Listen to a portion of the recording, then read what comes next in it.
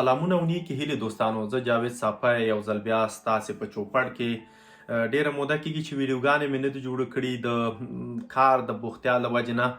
نو راغلی یم چې لنډ معلومات تاسو ته درکړم د هغه افغانانو مهاجرینو په هکله چې هغوی په ویتریش کې یا په هغه کې ګوتې لري، بلغاریا کې یا په سربیا کې یا د نورو هغه اروپایي مملکتونو ګوتې لري چې هغوی هلته بیرته د لیږدولو په خطر کې دي. نو هیله ده چې وارخطایي مه کوئ.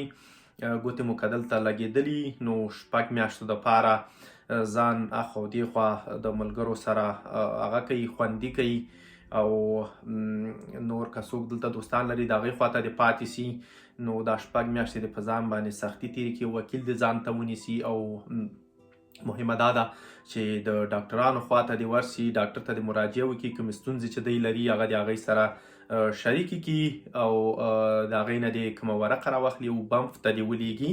نو دغه 6 میاشتې چې په تاسې باندې تېرې سي، بیا دلته تاسو ته هم هغه 3 میاشتني ډلډونګونه درکوي تر هغې پورې چې بیا بمف چې ده د مهاجرینو غټ ریاست ته چې تاسې په کوم ایالت کې اوسیږئ هغوی تاسو ته بیا انټرویو رالیږي یا د دغه په هکله تاسو نه پوښتنې کوي، نو ګوتې مو معاف کیږي.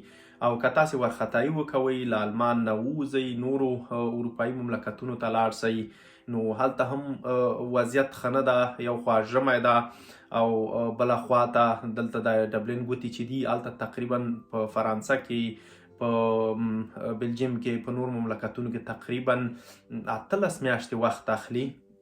نو تر ډیره به تاسې بیرون پراته یاستئ او هلته هوا ډیره بده سره ده، خدای ناخواسته ناروغان به شئ. فرانسه کې ډیر خلک په بیرون په سرکونو باندې پراته دي، ځایونه ورته نشته. ده د همدې د وجې نه چې یو ځای کې ګوتې لګېدلي، هغې ځای نه ورته ډبلن راغلی، هغې ځای نه هغه ځای پرېښی ده، بل ځای ته تللي دي، هغې مملکت کې ګوتې لګولي چې هلته یې ګوتې راوتې دي، بل ځای ته تښتېدلي. نو وارخطایي مه کوئ. زه پوهېږم چې سړي سره یو رقم ته ډاري، نو دا طبیعي خبره ده چې سړی هڅه کوي یو خوندي ځای ته لاړ شي. خو زما هیله له تاسو نه دغه ده چې په آلمان کې په هر ځای کې یاستئ نو هڅه وکوئ چې ژبه زده کړئ، نور هغه کارونه وکوئ چې دلته ستاسې دپاره ښیي.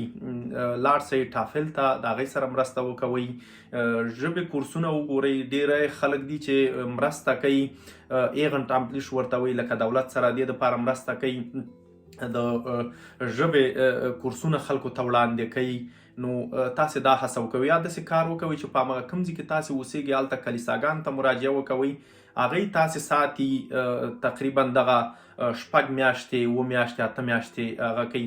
خو یوه خبره دلته دا ده چې تاسې باید یو څه نه یو څه ولرئ په لاس کې. که چیرته دا ونه لرئ او تاسې ډبلین شوي یاستئ، هغه ډبلین مو راوتی، نو بیا تاسې د هغې ځای نه فرار کړی و، دولت په تاسې باندې خبر نه وي. اول خو هغه کمې 300 یورو چې دي یا 350 هغه په تاسې باندې قطع کوي، او بیا دغه د ډبلین وخت چې دا تقریبا 18 میاشتو ته غځېږي. نو تاسې ډاکټر ته مراجعه وکوئ، د هغه نه کومه ورقه چې هغه واخلئ، بمف ته یې ولېږئ، هغه خپل وکیل ته یې ورکوي، هغه وکیل بیا بمف ته لیږي، نو ستاسې کارونه پر مخه باندې ځي. نو زما هیله له تاسو ټولو نه دغه ده چې دلته پاتې سئ، ځئ مه. اوس مو په یو ځای کې ګوتې لګېدلې دي، چې بل ځای ته ځئ، بل ځای کې مو ګوتې لګېږي نو نور هم ستونزمنه کېږي. دلته پاتې سئ، هوا ډیره سړه ده او ټول مملکتونه، ټول اروپایي مملکتونه هم دغه یو قانون لري د مهاجرینو دپاره. نو چې دلته پاتې سئ، دلته دا ځای به ښه وي، ځکه دلته تاسو ته زر خوندي ځای درکوي او د سړې هوا کې مو بیرون نه پرېږدي چې تاسې د باندې چېرته لکه فرانسې غوندې پرېږدي یا لکه بلجیم غوندې یا لکه هالنډ غوندې. نو هیله ده چې دلته پاتې سئ.